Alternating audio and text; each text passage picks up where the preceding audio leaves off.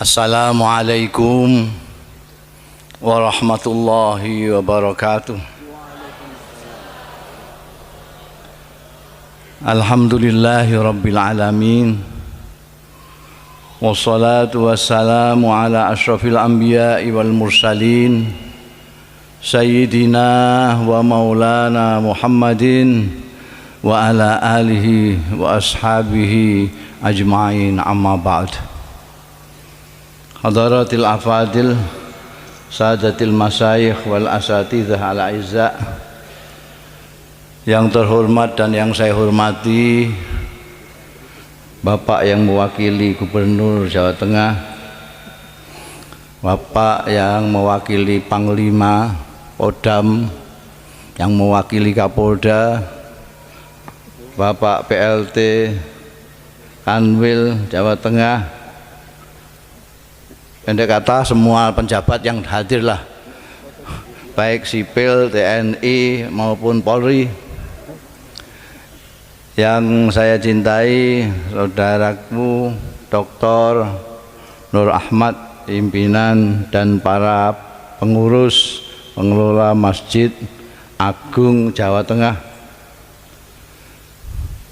pimpinan Nahdlatul Ulama Semarang, Suryatan Watan Fidyatan, para sesepuh, bini sepuh, ibu-ibu, bapak-bapak, teristimewa adik-adikku, remaja Masjid Agung Jawa Tengah yang saya cintai.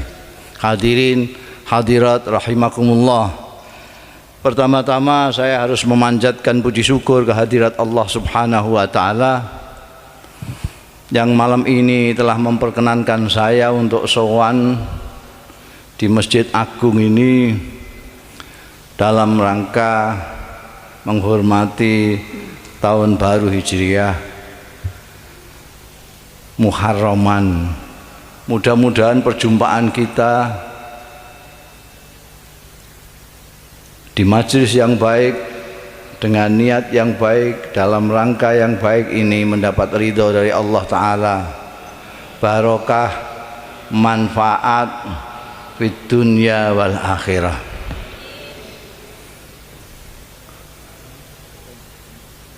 Awal tahun Hijriah inilah momentum yang paling baik bagi kita kaum muslimin muslimat untuk mengoreksi diri, ngrayangi awake dhewe, ngrayangi awake wong diamuk ngono, mengoreksi, meninjau kembali. Saya khawatir karena kita itu sehari-hari dalam setahun terlalu sibuk, meskipun kita sendiri kadang-kadang tidak tahu kita itu sibuk apa. Yang dari barat ke timur, yang dari timur ke barat, yang dari selatan ke utara, yang ke utara ke selatan, sibuk yang enggak jelas. Sekarang saatnya kita itu bicara dengan diri kita sendiri. Kesibukan kita selama ini itu sudah pas apa belum sebagai hamba Allah yang dipasrahi Tuhan menjadi khalifahnya di muka bumi ini. Kalau kita melihat kehidupan kaum muslimin sehari-hari, mungkin mata saya yang agak rabun, saya lihat kok enggak begitu berbeda dengan yang lain-lain yang tidak Islam. Odoh nek pas pengajian gini ya kita beda, do kuplukan kabeh, malah ada durung kaji bareng ketunan kaji. Tapi kalau di jalan kadang-kadang kita tidak bisa membedakan. Nguyai do ngadeg kabeh. Jadi sing santri sing endi sing ora santri sing endi gak jelas. Kabeh nguyahe ngadeg ning gone pinggir dalan. Yang suka berkelahi juga bukan yang non Islam saja, yang Islam lebih banyak. Sing korupsi itu jenenge ae Islami banget. Sampai lihat itu sing ketangkep loh ya. Nggak tahu yang nggak ketangkep. Yang ketangkep itu jenenge Islami banget. Nggak usah saya sebutkan namanya lah, itu kurang etis. Sampean cari sendiri, sampean lihat sendiri itu yang ketangkep jenenge itu. Islami itu. Jadi kita sekarang ini perlu melihat, karena penanggalan Hijriah ini ditetapkan pada zaman sahabat Umar bin Khattab kalau tidak salah. Itu pilihannya banyak, tapi yang dipilih adalah hijrahnya Rasulullah Sallallahu Alaihi Wasallam, karena itu sangat menandai dua kehidupan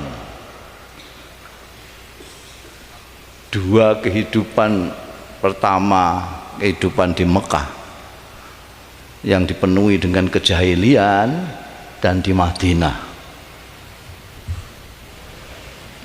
Madinah itu bahasa sekarangnya modern. Madinah itu, makanya orang sering bilang Madani itu maksudnya supaya seperti Madinah, bukan supaya madanan kan. Jadi makanya sekarang tidak ada hijrah lagi, yang ada adalah pengertian makna dari hijrah itu. Dari tempat, dari sesuatu, dari pijakan satu ke pijakan lain yang lebih baik. Lah untuk pindah hijrah dari yang tidak baik ke yang baik itu, atau dari sekarang ke nanti,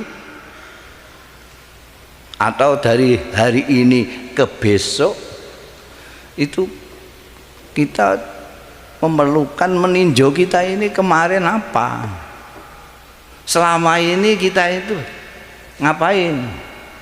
Kalau sudah baik ngapain hijrah gitu. Kalau kita selama ini merasa sudah baik, bos rasa hijrah yang dindi, sapi yuk. Kecuali kalau kita merasa kurang baik, baru kita hijrah ke tempat yang lebih baik. Nah, sekarang kita lihat kita ini selama ini baik apa enggak, kan begitu. Supaya kita bisa berhijrah ke tempat yang lebih baik daripada yang kita rasakan sekarang.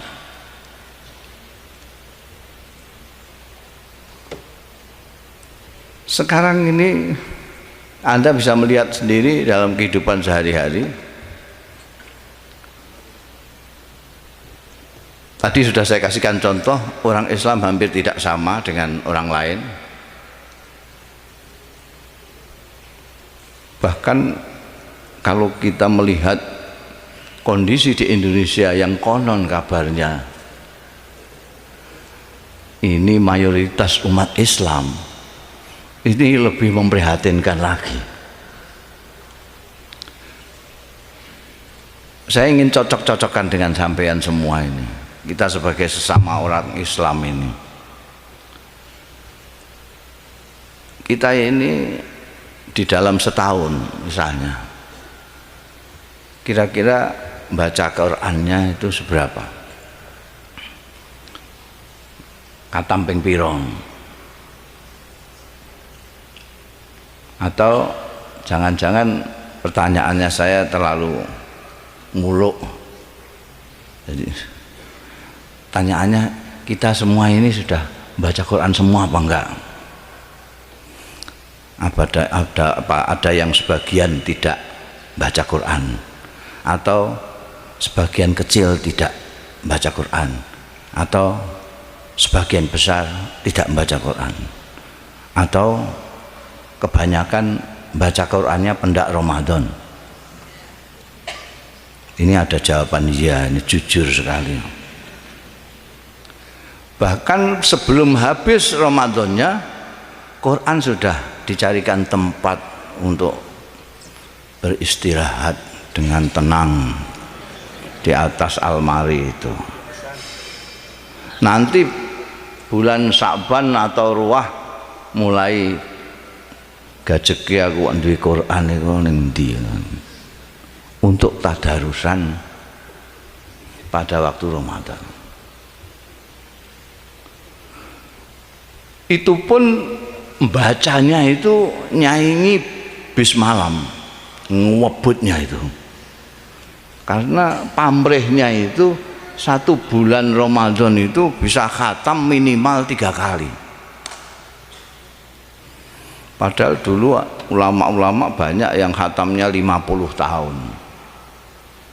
Di samping yang sehari khatam juga ada, tapi yang banyak ada yang 50 tahun.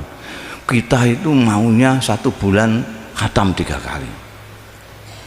Ya dengan cara itu, sistem bis malam itu. Sampai huruf-hurufnya ketelan semua.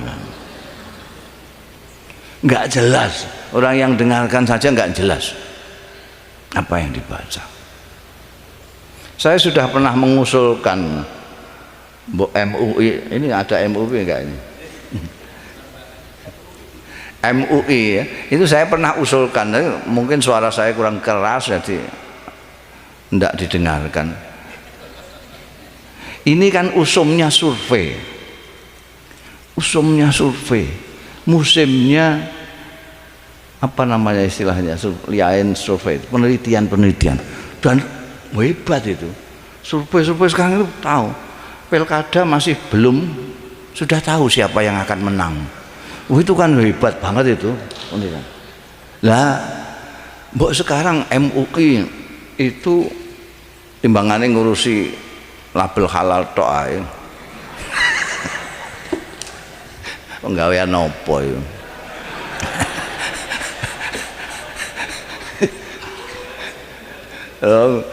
Sing halal luwih akeh timbangane sing haram, kok nggawe label halal iki golek penggawean ae.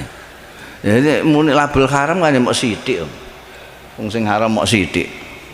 Iki haram sithik, liyane halal kabeh kok nggawe label halal. Men golek penggawean. Aku gegetan mergo usulku gak dirungokno. Saya itu usul sekian banyaknya orang Islam yang katanya mayoritas di Indonesia ini, mbok disurvei. Setiap orang Islam selalu mengatakan dan membangga-banggakan Al-Quran sebagai pedoman hidupnya. Setiap orang Islam mengatakan pedoman hidup saya adalah Quran. Ada semua di Quran itu. Soal apa saja, sampai soal apa saja. Ya Allah, soal menggandakan uang ya ada di Quran. Apalagi menggandakan istri ya, teman-teman. Tapi tidak pernah disurvei, coba diteliti ya, diteliti. Sekian banyaknya umat Islam yang mengaku berpedoman Al-Quran itu, berapa persen yang membaca Al-Quran? 20% misalnya, kita dapat angka 20%. Sekarang terusnya 20% itu berapa persen dari 20% itu yang mengerti maknanya Al-Quran? Sudah ini? Belum. Kalau sudah misalnya dapat 5%, kita tanya lagi dalam kuesionernya itu, dari 5% ini berapa persen yang mengamalkan Al-Quran? Saya yakin kalau itu dilakukan dan kita mendapatkan hasil yang valid, itu bisa untuk menyelesaikan seluruh persoalan di Indonesia ini. Keyakinan saya sangat tebal karena mayoritas umat Islam ini di Indonesia ini mayoritas umat Islam. Jadi kalau ada koruptor ya orang Islam. Nah yang akeh dhewe yo copet yo Islam. Begengge yo Islam. Nanti kalau kita sudah berhasil itu. Oh, 20% yang baca Quran ini hanya 20%. Makanya oh, yang ngerti maknanya cuma 2%. Oh, yang ngamalkan tidak ada. Ya mesti saja begini. Nanti ini semua bisa, misalnya untuk bahan yang menyusun kurikulum, silabus, pendidikan dan segala macam. Ini nanti untuk bahan macam-macam ini. Ini loh. Saya pernah mengusulkan pada waktu sensus itu, mau titip itu. Katanya sudah terlambat. Ya sekarang ini mumpung nanti ada sensor lagi, ada yang ingatkan ya. Ini penting sekali. Nah, enggak orang Islam ini mau ikut-ikutan cah. Orang sing kita gagah dieloni. Kita serbane gudi melok. Kita jenggote sak dodo melok. Kayak itu. Elok-elokan itu berarti dia enggak punya pedoman. Quran sendiri tidak ditafsirkan secara massal, yang dimasalkan adalah terjemahan. Saya paling tidak cocok dengan Quran diterjemahkan itu. Pak PLT Kak Kanwil catat ini, beritahukan sama menterinya nanti. Sudah ada tapi saya tidak cocok, tetap tidak cocok. Kenapa? Quran tidak bisa diterjemahkan, terutama dalam bahasa Indonesia. Kalau diterjemahkan dalam bahasa Jawa masih mengkek-mengkek bahasa Jawa. Tapi kalau bahasanya bisa, bahasa itu nggak bisa. Di dalam bahasa Arab itu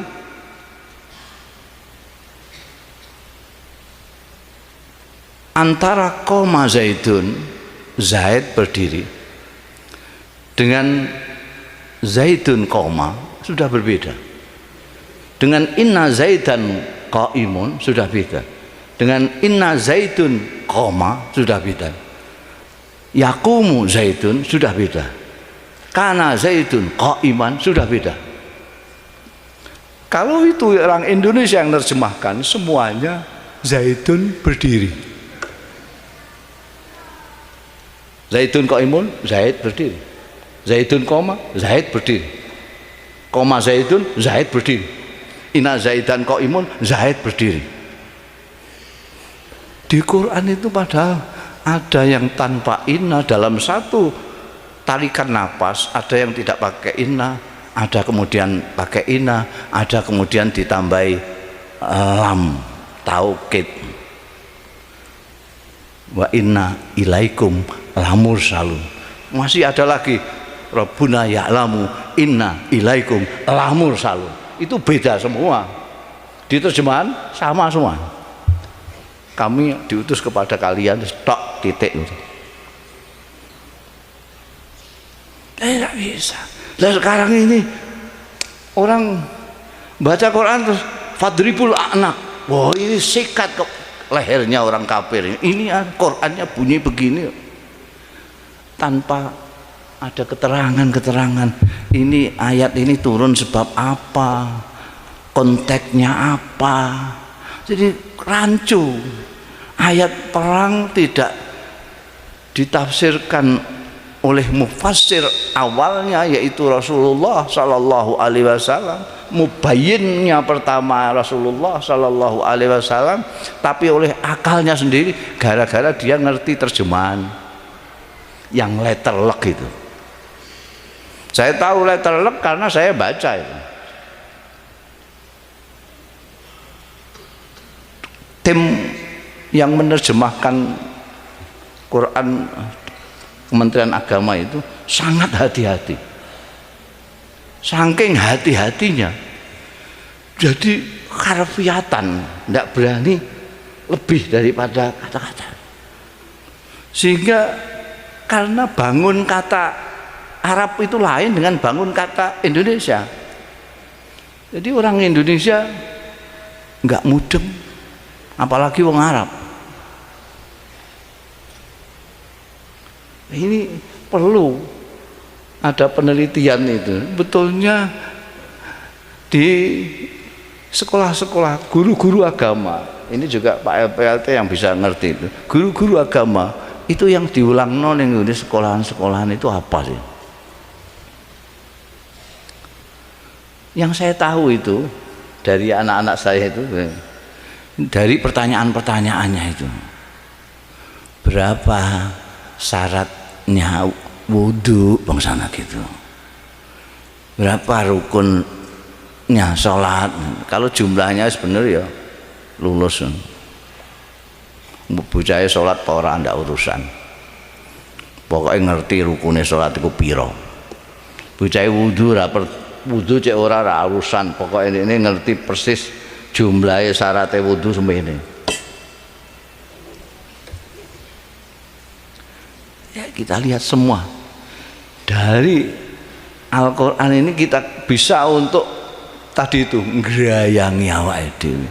Kita bisa dikembalikan kepada konsep awal. Sebab kita ini sekarang rancu. Sekarang coba bagaimana kita memandang Allah. Selama ini Allah kita pandang sebagai apa? Bu, cuma mantuk-mantuk airnya apa? Sebagai apa? Kalau kita sholat selalu mengatakan Allahu Akbar, apa yang ada di benak kita ketika kita mengatakan Allahu Akbar? Kenapa ketika kita membaca Allahu Akbar kok kadang-kadang masih ada yang cengengesan barang itu? Padahal dulu banyak itu wali-wali yang Allahu Akbar terus semaput itu banyak sekali. Karena tahu besarnya Allah Ta'ala. Nah kita kan nggak tahu besarnya Gusti Allah, mengatakan Akbar. Gusti Allah itu maha besar, Gusti Allah itu maha agung. Saya pernah ngeledek, kalau di sini Masjid Agung, di Surabaya itu Masjid Akbar, namanya Masjid Akbar.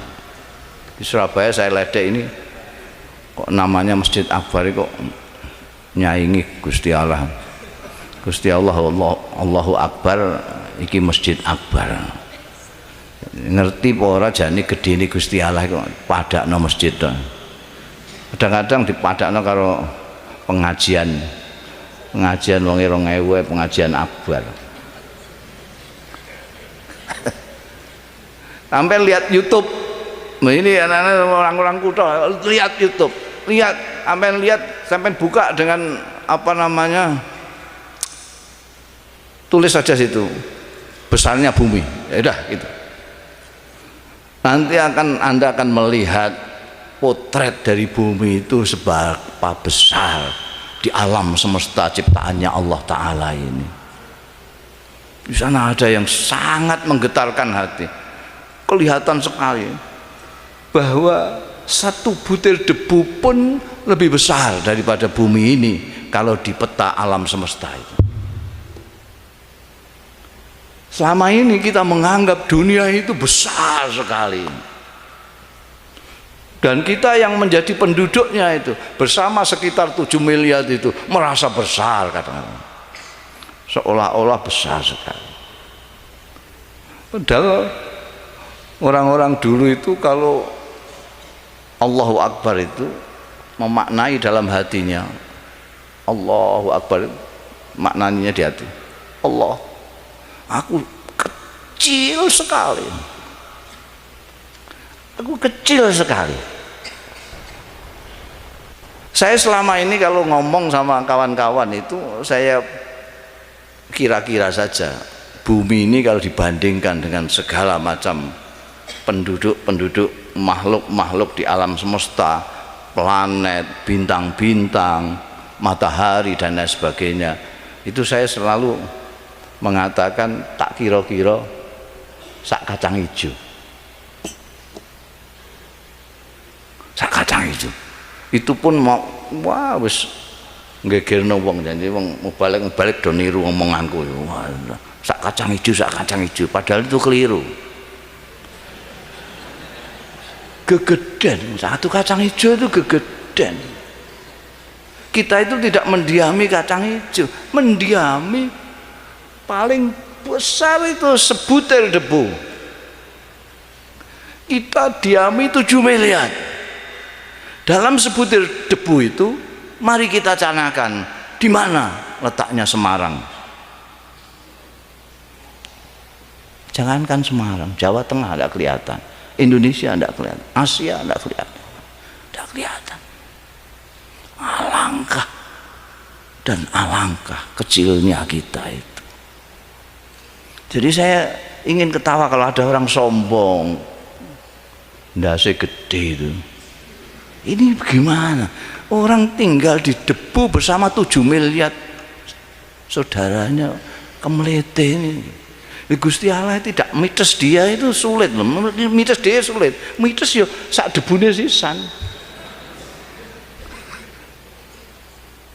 Makanya kalau ada bencana, kalau ada bila itu ammatit taleh wassaleh. Semua kalau ada banjir itu tidak pilih-pilih, oh ini rumahnya Kiai Menggo, enggak ada itu. Semua ammat taleh wassaleh, yang kurang ajar maupun yang baik kena semua. Kenapa? Karena gandene gegeden, yang akan diganden kecil. Ini gini ngeruyek, sampean kumpul dengan bajingan-bajingan di sini nih. Yang diganden maunya bajingan, tapi sampai nggak di situ. Ini angel tuh. Saya kena aja. Makanya lalu ada tradisi budaya amar ma'ruf nahi mungkar, supaya tidak ada bajingan, supaya tidak ada ganden yang keliru di kita. Kalau kita mau baik diri saya sendiri misalnya, situ ya terserah, geraji ndase ning neraka ya ben. Wah itu tidak bisa.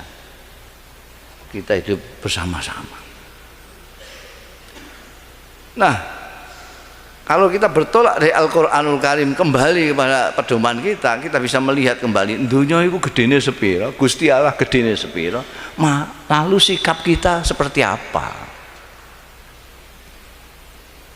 Kok petentang-petenteng, malang kerik, rumah samu kowe sepiro? Cilik banget. Lebih cilik daripada yang cilik. Itu dengan badak saja umurnya itu panjang badak dengan kita itu. Kita punya umur 100 itu udah geger, udah masuk koran kok. Kita semakin lama semakin pendek cara berpikir kita karena kita merasa besar. Masa depan untuk kita ngaku cek ora. Kita kalau bicara masa depan itu sampai ke masa tua kita tok.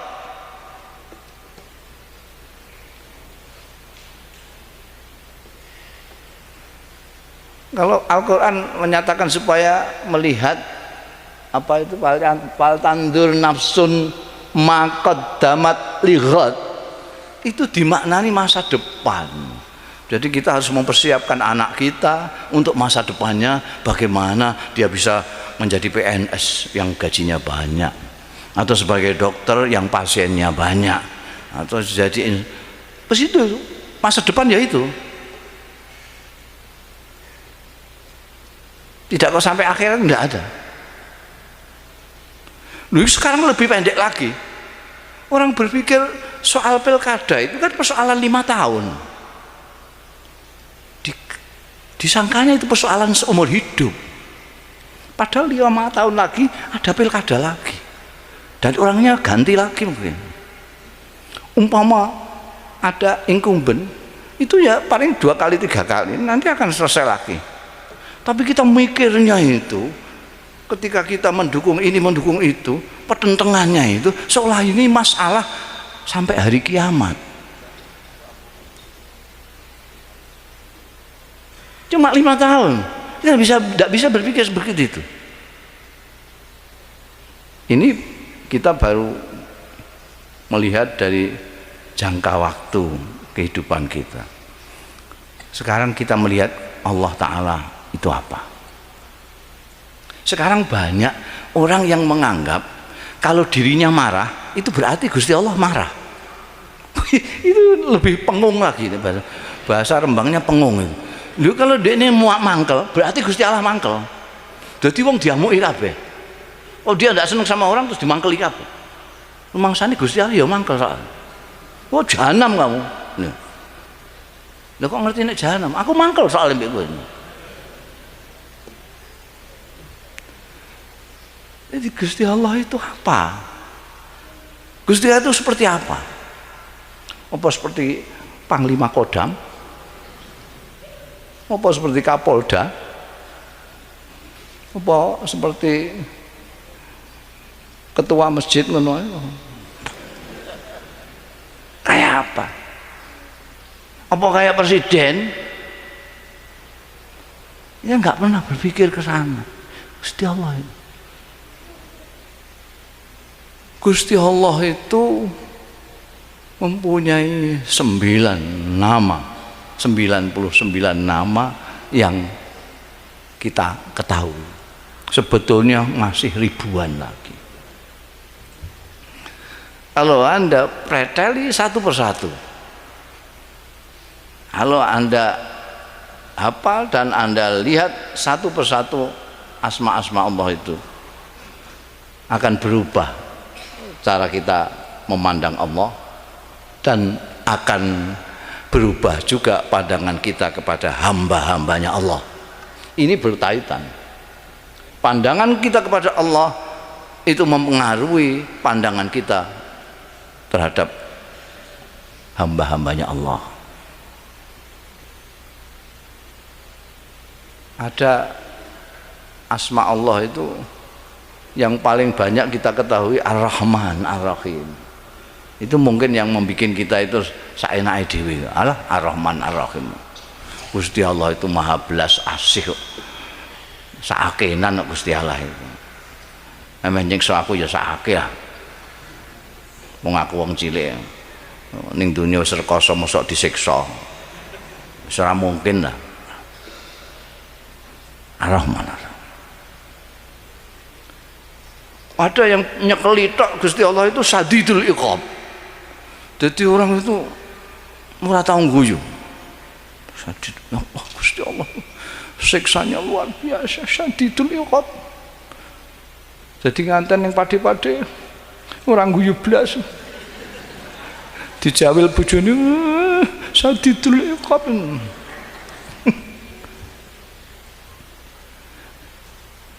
Itu mempengaruhi sikap perilaku orang, pengenalan orang. Ini mau sing kenal mau siji tok Ar-Rahman Ar-Rahim biasanya terus sembrananan. Sadidul iqab, oh iku wonge njekutut terus saya.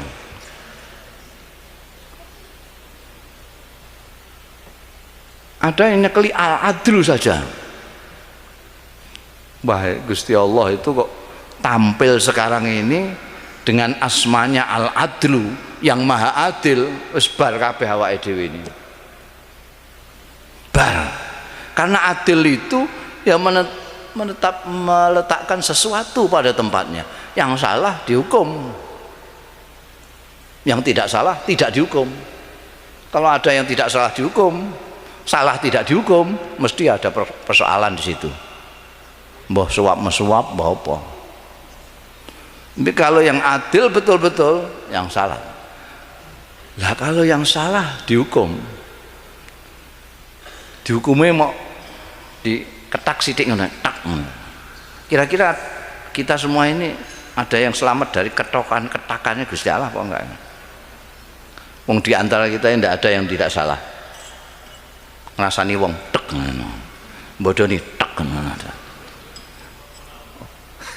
Tak tuk gitu. Benjol kabeh wong semono akeh ini. Untungnya sekarang ini memang Allah masih tampil dalam asmanya Ar-Rahman Ar-Rahim. Sehingga wong bejujaka kaya apa dijarno ae. Dienteni tobaté. Itu apikane Gusti Allah kan di situ itu. Wong kurang ngajare kaya apa kok dinjalno.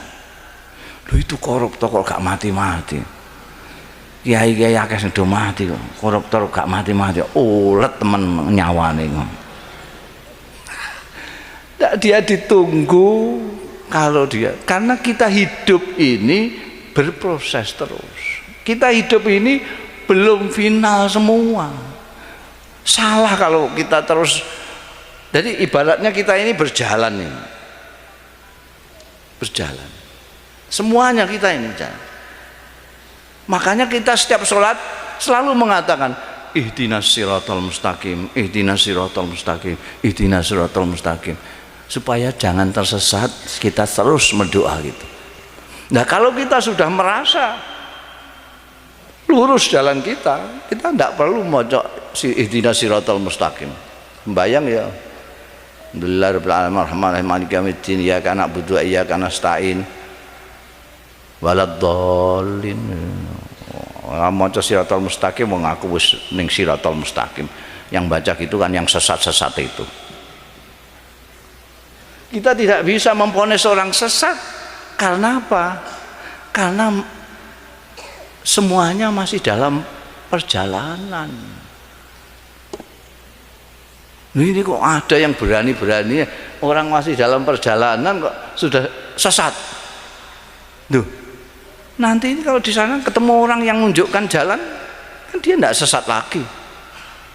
Malah kamu yang mengatakan sesat, nanti ning kono ono perapatan pirang-pirang malah sesat. Bisa saja.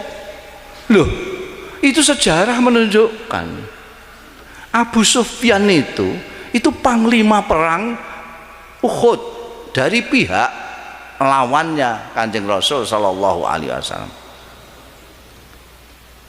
Di sini panglimanya Kanjeng Nabi, di sini panglimanya Abu Sufyan.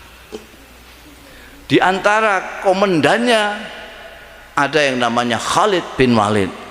Ini yang ngocar-ngacir pasukannya Kanjeng Nabi di Uhud karena pasukannya tidak disiplin.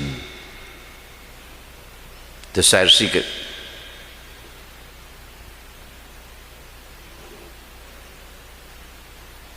Anda tahu kalau seandainya Fathu Makkah ketika Abu Sufyan sudah di tangan Rasulullah Sallallahu Alaihi Wasallam itu disikat, dibunuh. Tidak ada ceritanya Abu Sufyan menjadi orang Islam, tokoh Islam. Khalid bin Walid yang ngocar-ngacir pasukan Islam di Uhud masuk Islam. Sebelumnya ada Umar bin Khattab yang akan membunuh orang Islam, akan membunuh Kanjeng Rasul sallallahu alaihi wasallam, masuk Islam. Hindun, kenal Hindun?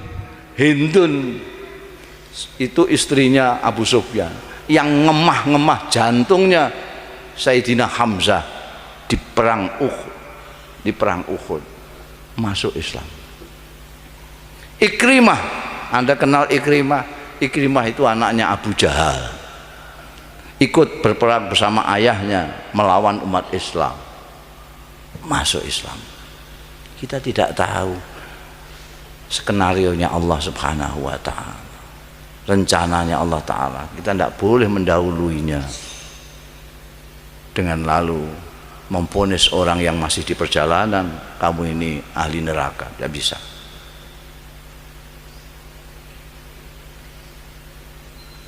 Jadi banyak sekali yang kita perlu tinjau ulang tentang manusia sebetulnya apa.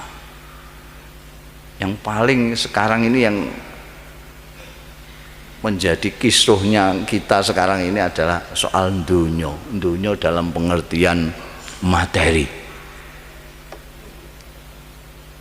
Orang-orang santri menyebutnya dunyo itu bisa jah, kedudukan, pangkat, kekuasaan, bisa harta, kekayaan, dan kepentingan-kepentingan lain yang bersifat duniawi. Selama ini ajaran Al-Quran, ajaran Kanjeng Rasul Sallallahu Alaihi Wasallam, dunia ini hanyalah seperti orang nyebrang jalan, ka'abiri sabilin. Orang hidup di dunia ini hanya seperti orang mampir nyabrang jalan. Mungkin ini yang kemudian diterjemahkan oleh orang Jawa sebagai urip ning alam dunia iki namung minangka mampir ngombe.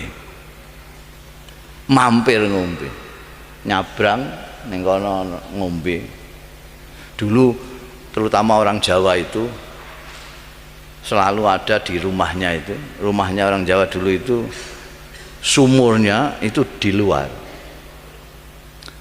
Separuh disikik gini, separuh untuk orang rumah, separuh untuk saudara-saudara yang lewat jalan. Barangkali kepanasan, mau raup, mau ijik, barang itu bisa nimbo di sumur itu.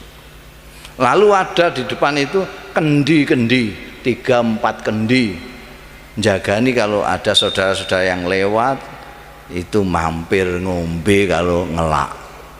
Sekarang tidak ada semua itu. Tidak ada semua. Padahal itu bagus sekali.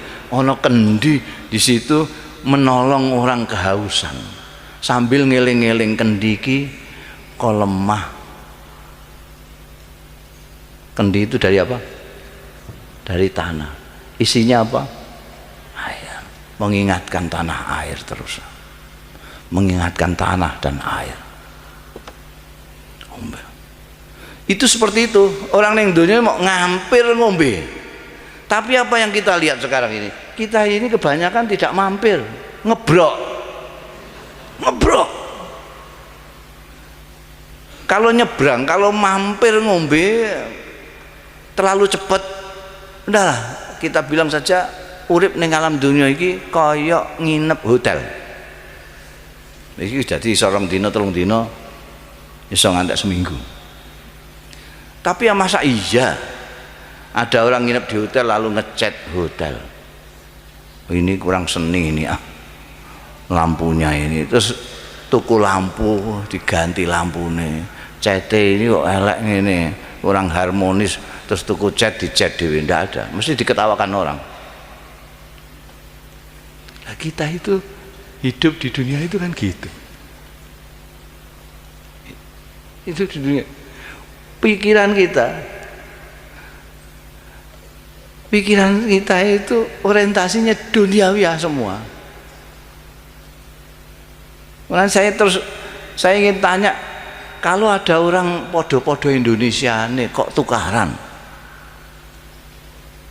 Oh, kok podo Indonesia nih? Podo Islami, ana wong podo Islami kok tukaran? Kadang-kadang orang terima podo Islami, podo NU nih tukaran. Coba sampean selidiki itu apa yo-yoan swarga ngono apa piye?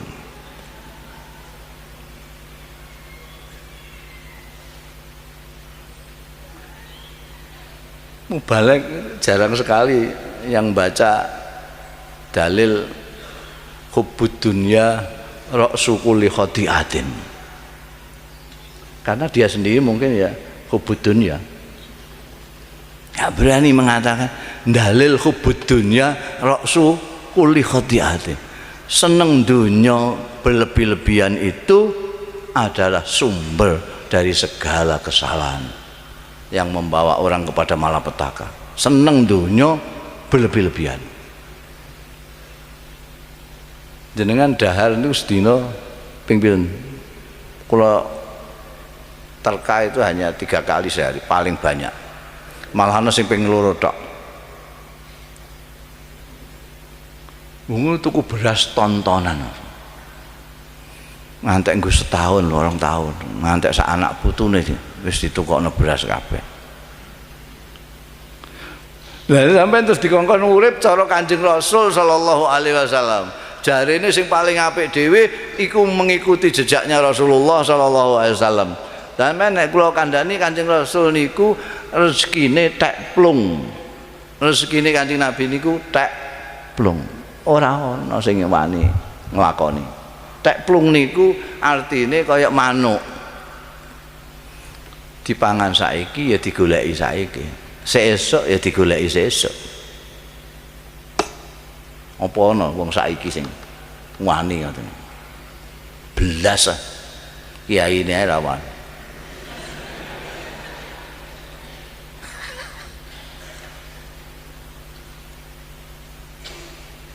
Mong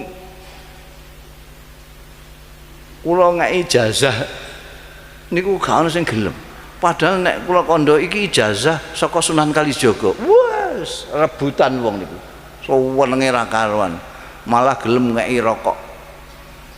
Ji Samsungan sak pak. Tapi kula kei ijazahe Kanjeng Nabi ora wani nglakoni.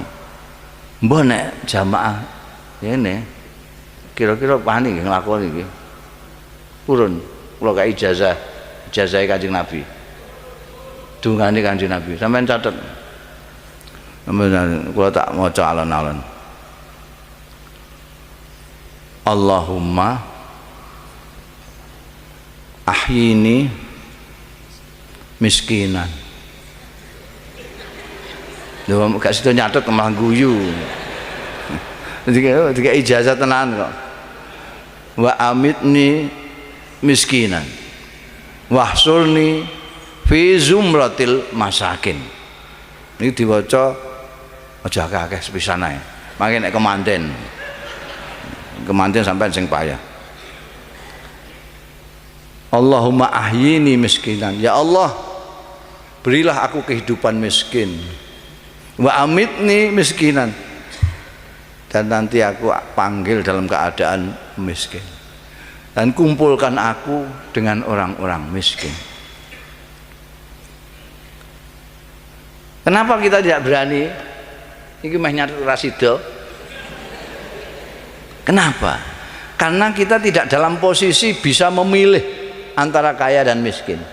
Tidak seperti Rasulullah Shallallahu Alaihi Wasallam. Rasulullah dalam posisi bisa memilih. Beliau pernah jadi kaya sekali dan kuat. Pernah jadi miskin sekali dan kuat. Maka beliau memilih yang miskin. Kumpul dengan orang miskin. Karena orang miskin itu masuk surga lebih dulu daripada orang kaya. Karena hisabnya sedikit. Kamu sholat? Salat. Zakat? Enggak. Kenapa? Enggak punya duit. Kamu poso? Poso. Enggak kaji? Enggak. Kenapa? Enggak mampu. Swarga. Cepet. Lah orang kaya ini lama sekali. Tahunan menunggu saudaranya yang melarat sudah masuk surga, dia masih diintrogasi, tidak habis-habis itu. Kau punya duit sekian banyak dari mana saja kamu? Kamu gajinya kan cuma sekian. Kok bisa sekian dari mana? Ya itu kalau ada apa? Yang jelas, dia itu integrasinya ya detail sekali. Dari mana? Jelaskan. Wah, kalau mau polisi mbek jaksa kalau ora apa-apane, malaikat tok mencicil ngono dek takok. Dari mana duitmu? Itu loh.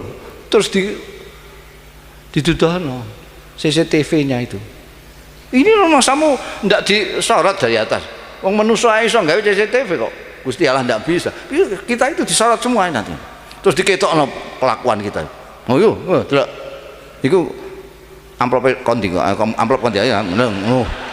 Ketok amplop ya ilah ilah sak isine ketok kabeh. Lah iki kowe mbok hitung ning gone toilet to ya. Masya Allah, kula mbayangno nek maknani Quran terus kali kula bayangno dengan kehidupan modern sakniki niki Masya Allah. Dadi mangke niku wonten CCTV dibuka untuk pembuktian itu. Bendera iki lho. Kowe iki. Sing brosot kandange tanggae sapa itu. Iki kandang pitik tanggamu to kowe. Iku kowe ngondok loro. Masa. Lah nek iku mau didelok dhewean gak apa-apa. Lah iki didelok mbek maratuwa bareng ya cilaka tenan.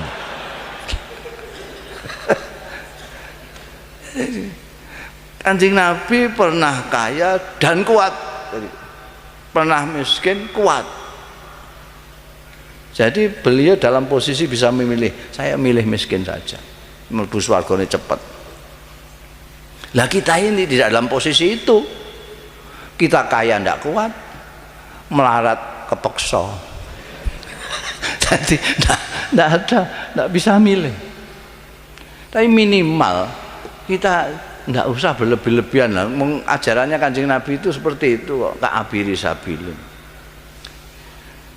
Dunia ini hanya untuk sarana kehidupan yang lebih abadi nanti.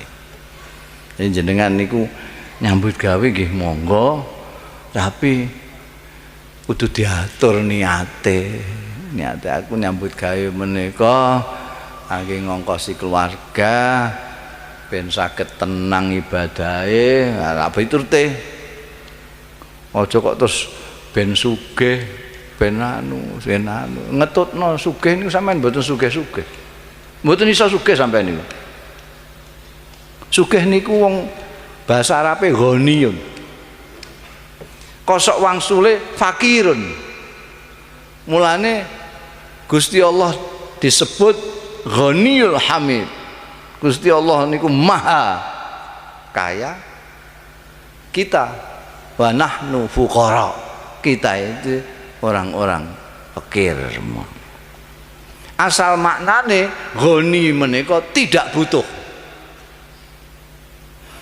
Fakir butuh.